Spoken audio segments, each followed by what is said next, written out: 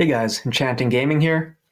Now, I'm trying to find the whole lore, the story of Lorcana somewhere, but for some reason I'm having trouble finding more than just little bits and pieces here and there.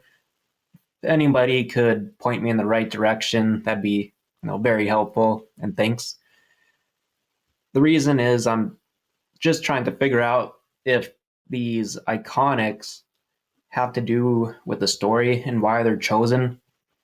Like, for example, I know with Winter Spell, Elsa had frozen the vine and caused the whole realm of Lorcana to become snowy and ice and all that.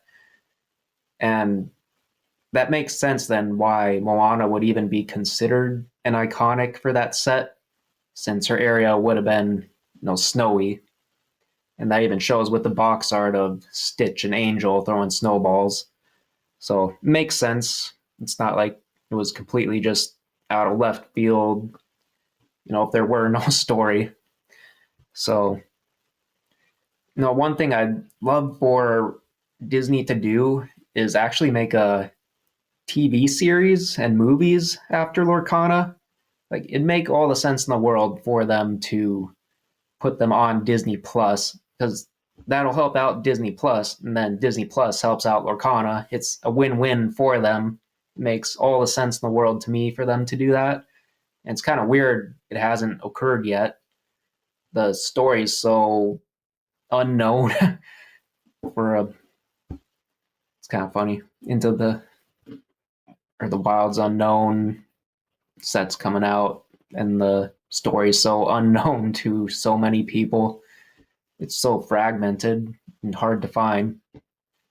They need to make it accessible, and having an actual TV series people can just sit down and enjoy would be amazing. Pokemon benefited so much from their movie series. I remember as a kid just always wanting to go watch Pokemon, and that got me even more into the TCGN. And I think Lorcana would extremely benefit going that route, getting kids excited to watch a TV series, because at the end of the day, they really need to work on the younger audience, getting them into Lorcana. But yeah, do that. Even make some video games. You can make something similar to Kingdom Hearts. That'd be amazing. There's so many Kingdom Heart fans out there. They love that style of game. You could do something with Lorcana like that.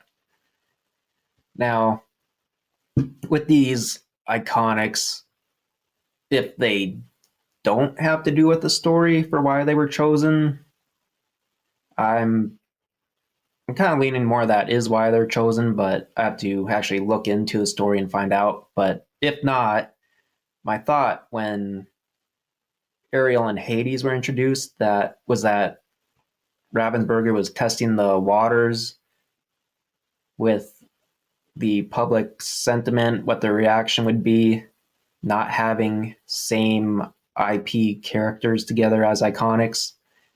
And then Winter Spell came about. They did the same thing. Moana, Pocahontas, now Wilds Unknown. They got Buzz and Merida. So I don't know at this point if that's still what they're doing. I mean, when the Monsters Inc. comes out with Attack of the Vine set, if it's still two different IPs as iconics, I think we kind of throw that idea away at that point, because they don't seem to care about what the majority of the people in Lorcana are wanting, and that is to have same IP characters as the iconics, continuous background art. So if it's not that reason, I only have one more reason, which is they're trying to pair basically a mega IP with a kind of more minor IP or lesser known one, if you will. For example, how many kids these days really know Hercules or Pocahontas? Like, that's not something really shown anymore or talked about a whole lot. to the younger generation. They're all into this newer stuff, Frozen.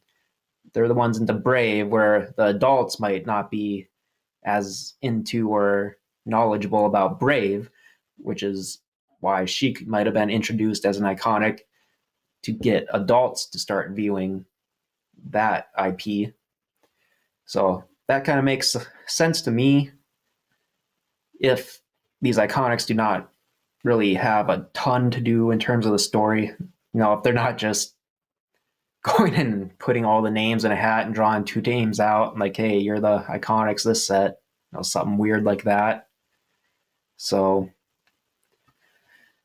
yeah, that's kind of my thoughts on the iconics. And now the Enchanteds, I am not sure why they necessarily didn't add more Toy Story ones in this upcoming set. Kind of was weird to me. I don't know if the Incredibles or Brave or the Madrigals have much to do in terms of the story for Wilds Unknown, since I haven't really seen anything on the story and I'm trying to find stuff on it. Other IPs like the Rescue Rangers and the Atlantis stuff, like I could see that making sense being in Wilds Unknown, because with those, they're all about the adventure into like the unknown. Milo searching for Atlantis. Oh, that's just the complete unknown to him if it even exists. It's all about that adventure. So that's just kind of my thoughts on all of this.